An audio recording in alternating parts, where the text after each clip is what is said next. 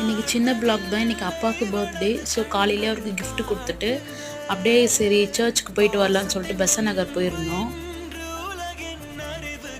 அவர் gift ரொம்ப பிடிச்சிருந்தது. So தங்கச்சி வீட்டில் பூத்த பூ எடுத்துகிட்டு வந்த கட்டி, ஸோ அது தலையில் வச்சுட்டு பெசன் நகர் போயிட்டோம். ஸோ போயிட்டு மாலை எல்லாம் வாங்கிட்டு கேண்டில்ஸ்லாம் வாங்கிட்டு உள்ளே போயிட்டு ப்ரேயர் பண்ணிவிட்டு கொஞ்சம் நேரம் இருந்துட்டு அதுக்கப்புறம் கொஞ்சம் ஃபோட்டோஸ்லாம் எடுத்தோம்.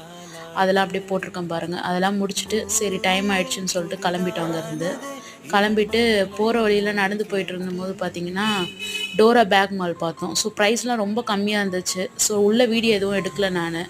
ஸோ சிம்பிளாக நாங்கள் நார்மலாக போகிற மாதிரி போனது, சும்மா கொஞ்சம் திங்ஸ் தான் வாங்கினோம்.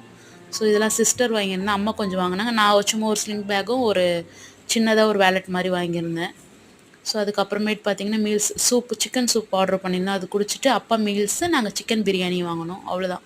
சாப்பிட்டுட்டு வீட்டுக்கு கிளம்பிட்டோம்.